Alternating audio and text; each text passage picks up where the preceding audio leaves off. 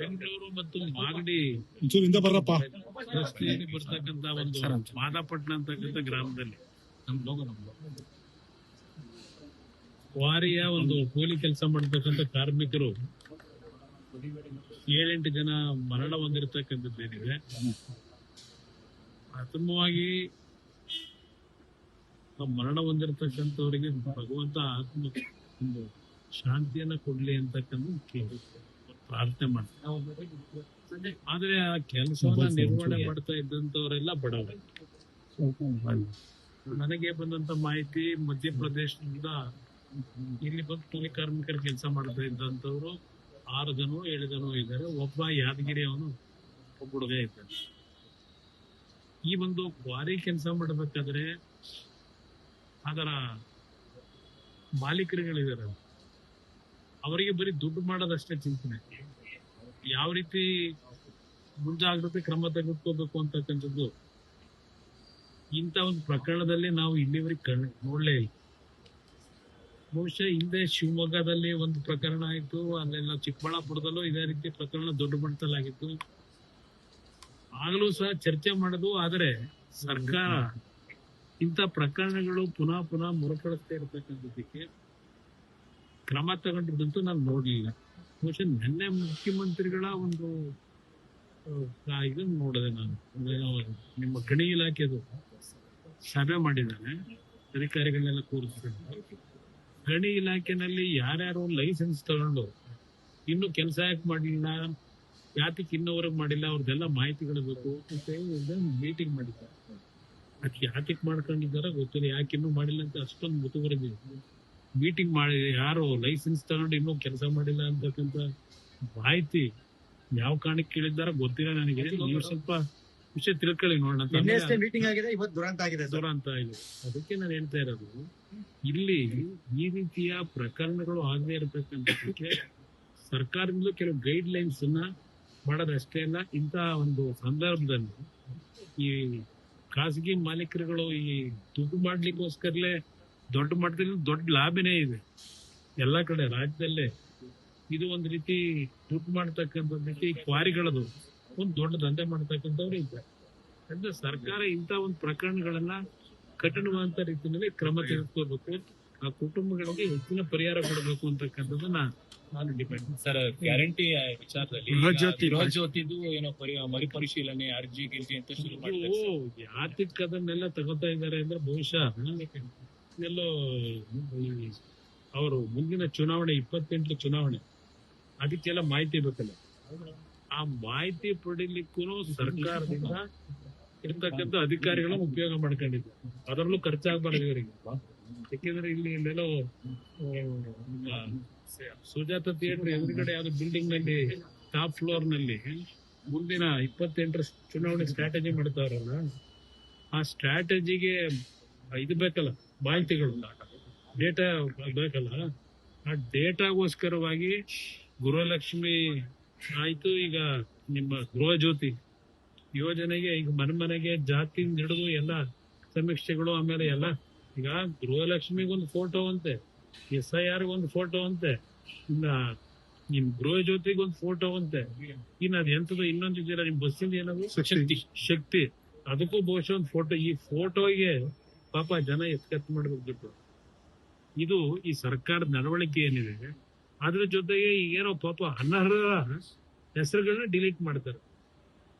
ಈಗ ಜ್ಞಾನೋದಯ ಆಗಿದೆ 3 ವರ್ಷ ಆದ್ಮೇಲೆ. 3 ವರ್ಷ ಏನ್ ಮಾಡ್ತಾ ಇದ್ರು? ಎಲ್ರಿಗೂ ಫ್ರೀ ಅಂತ ಹೇಳಿ ಪಾಪ ಇವ್ರು ಬಂದ ಮೇಲೆ ಅನರ್ಹ ಪಟ್ಟಿಯನ್ನ ತೆಗೆದಾಕಿ ಇವತ್ತೇನ್ ನಿಜವಾದ ಫಲಾನುಭವಿಗಳಿದ್ದಾರೆ ಅವ್ರಿಗೆ ಕೊಡ್ತಾರೆ. ಅದರಿಂದ ಇದೆಲ್ಲ ಏನ್ ನಡೀತಾ ಇದೆ ರಾಜ್ಯದಲ್ಲಿ, ಪತ್ರಿಕೆ ತೆಗೆದ್ರೆ ಹಲವಾರು ಪತ್ರಿಕೆಯಲ್ಲಿ ಇವತ್ತು ಬೆಂಗಳೂರು ನಗರದಲ್ಲಿ ಯಾವ್ಯಾವ ಭಾಗದಲ್ಲಿ ಇಂಥ ರೋಡು, ಇಂಥ ಕಾರ್ನರು ನೋಡಿ ಕಸ ಇಷ್ಟು ಬಿದ್ದಿದೆ ಅಂತ ಹೇಳಿ ಪ್ರತಿದಿನ ಫೋಟೋ ಹಾಕ್ತೀನಿ. ಇವತ್ತು ಈ ಕಾರಲ್ಲಿ ಬರ್ಬೇಕು ನೋಡ್ತಾ ಇದ್ದೆ, ಡೆಲ್ಲಿಯಿಂದ ಬಂದು ಪ್ರತಿನಿತ್ಯ ಫೋಟೋ ಹಾಕೊಂಡು ಕೂತವ್ರು ನಿಮ್ ಮಾಧ್ಯಮ ಸ್ನೇಹಿತರು. ಅದರ ಬಗ್ಗೆ ಗಮನ ಇಲ್ಲ. ಇಲ್ಲಿ ಬರೀ ಈ ಕತೆ ಹೇಳ್ಕೊಂಡು ಹೊರಟಿ. ಈಗ ಬಿಡದಿ ವಿಚಾರದಲ್ಲಿ ನಾವು ಮಾಡೇ ಮಾಡ್ತೀವಿ ಅನ್ನೋಂತ ಮಾತನ್ನ, ಬಿಡದಿ ಟೌನ್ಶಿಪ್ ವಿಚಾರದಲ್ಲಿ ನಾವು ಮಾಡೇ ಮಾಡ್ತೀವಿ ಅಂತ ಹೇಳಿ ರಾಮನಗರದಿಂದ ಆಯ್ತಲ್ಲ, ಬಿಡದಿದೆ ಅಲ್ವಾ, ರಾಮನಗರದಿಂದ ಒಂದು ಡೆಲಿಗೇಷನ್ ಬಂದಿದ್ದಾರೆ. ರಾಮನಗರದ ನಗರದ ಅಭಿವೃದ್ಧಿಗೆ ಏನೋ ಒಂದು 770 ಕೋಟಿ ಕಾಮಗಾರಿಗೆ ಒಂದು ಹಣ ಬಿಡುಗಡೆ ಮಾಡಿಕೊಡಬೇಕು, ನಮಗೆ ಸ್ಯಾಂಕ್ಷನ್ ಮಾಡಿ ಅಂತ ಬಂದಿದ್ದು. ರಾಮನಗರದಿಂದ ಅದಕ್ಕೆ ಬಂದಂತವ್ರಿಗೂ ರಾಮನಗರದ ಟೌನ್ ವಿಷಯದಲ್ಲಿ ಕೆಲವು ಸ್ಥಳೀಯ ಸದಸ್ಯರುಗಳಿಂದ ಚುನಾಯಿತ ಸದಸ್ಯರು ಆ ವಿಷಯಕ್ಕೆ ಬಂದಿದ್ದಾರೆ. ಅವರೇನು ಬಿಡದಿಲಿ ಅದೆಂತ ನಿಮ್ಮ ಟೌನ್ಶಿಪ್ ಮಾಡಿ ಅಂತ ಕೇಳಕ್ ಬಂದಿಲ್ಲ.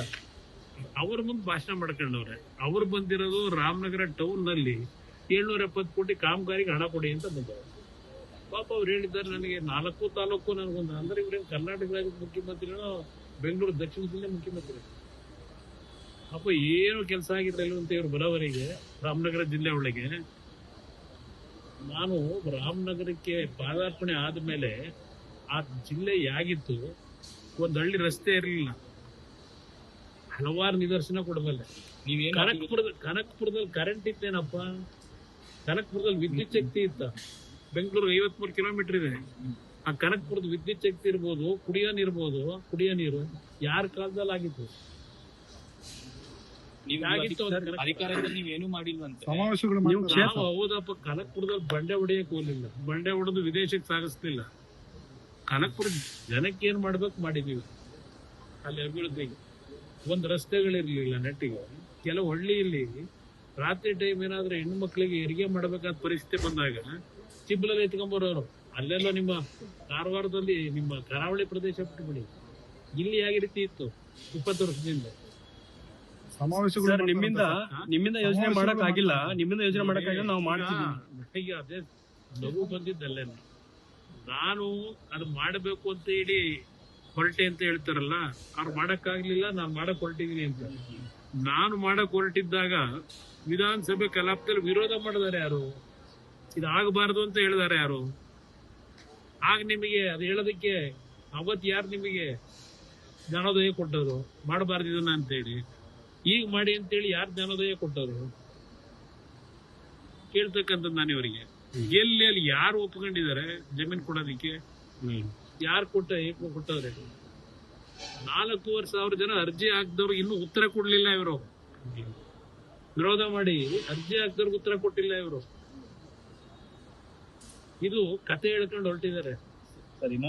ಕಾನೂನು ವ್ಯಾಪ್ತಿ ಒಳಗೆ ಈಗ ನಾನು ಇವತ್ತು ರೈತರುಗಳು ಕಾನೂನು ವ್ಯಾಪ್ತಿಗೆ ಹೋರಾಟ ಮಾಡಬೇಕು ಅಂತ ಇದ್ದಾರೆ, ನ್ಯಾಯಾಲಯಕ್ಕೆ ಹೋಗ್ಬೇಕು ಅಂತ ಇದ್ದೀನಿ. ಈಗ ಇವ್ರಿಗೆ ಯಾಕೆ ಜ್ಞಾನೋದಯ ಆಯ್ತು?